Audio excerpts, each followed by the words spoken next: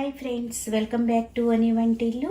ఈరోజు మనం టమాటో పుదీనా చట్నీ మనం తయారు చేసుకుంటూ ఉంటాం కదా. ఈరోజు కొంచెం కొత్త రకంగా ఇలా ట్రై చేసి చూడండి. ఇది దోశ, ఇడ్లీ, వేడివేడి అన్నంలో తినడానికి చాలా రుచిగా అనిపిస్తుంది. దీని రుచి చూస్తే మీకు మళ్ళీ మళ్ళీ కూడా చేయాలనిపిస్తుంది. అంత టేస్టీగా మనం దీన్ని తయారు చేసుకోవచ్చు.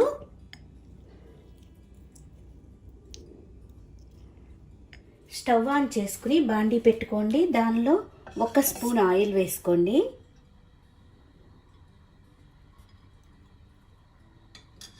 ఆయిల్ వేడయ్యాక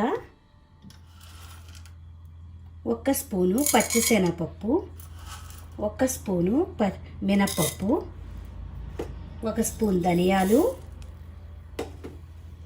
ఇట్లా 7-8 మెంతి గింజలు,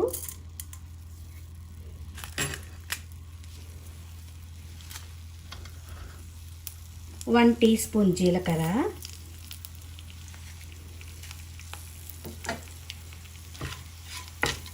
ఇవి కొద్దిగా వేగాక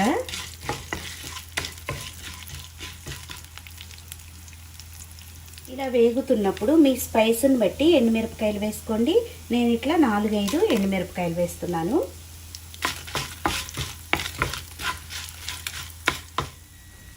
ఎండుమిరపకాయలు కూడా కొద్దిగా వేగాక దీనిలో 2-3 వెల్లుల్లి గబ్బాలు వేసుకోండి.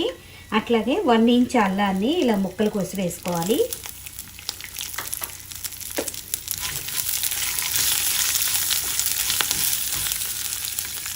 దీనిలో ఇప్పుడు 1 ఉల్లిపాయని ఇలా సన్నగా ముక్కలు కోసి వేసుకోండి.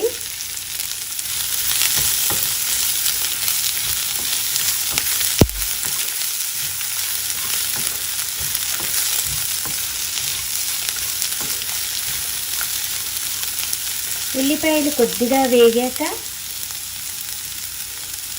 2 టమాటాలని ఇలా ముక్కలు కోసి వేసుకోవాలి.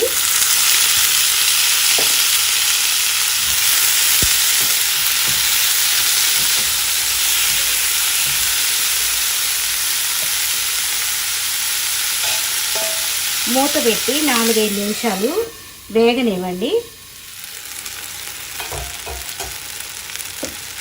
ఇలా టమాటాలు మెత్తబడ్డాక ఇప్పుడు దీనిలో 1 కప్పు పుదీనా ఆకులు వేసుకోవాలి.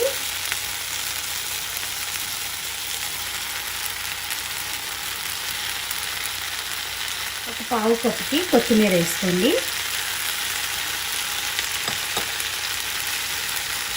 దీనిలో ఇప్పుడు చిన్న నిమ్మకాయ సైజ్ అంతా చింతపండు వేసుకుందాం.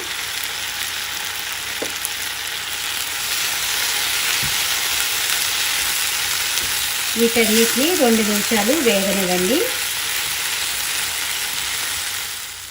ఇలా వేయించుకున్నాక దీనిలో రుచికి తగినంత ఉప్పును వేసుకుందాం. ఇప్పుడు స్టవ్ ఆఫ్ చేసుకుని పూర్తిగా చల్లారాక మిక్సీ జార్లోకి తీసుకుందాం. ఇలా మిక్సీ జార్లోకి తీసుకున్నాక దీన్ని ఇప్పుడు రోటి పచ్చళ్ళలాగా ఉండాలంటే బరకగా గ్రైండ్ చేసుకోవాలి. ఇప్పుడు ఇలా గ్రైండ్ చేసుకున్నాక దీన్ని ఇప్పుడు ఓ బౌల్లోకి తీసుకుందాం.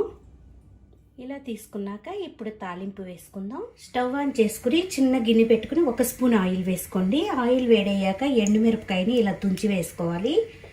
దీనిలో 2 వెల్లుల్లి గబ్బాలని కొంచెం దంచి వేసుకోండి.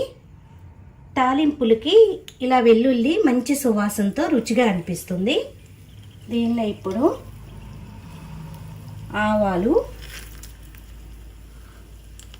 జీలకర్ర,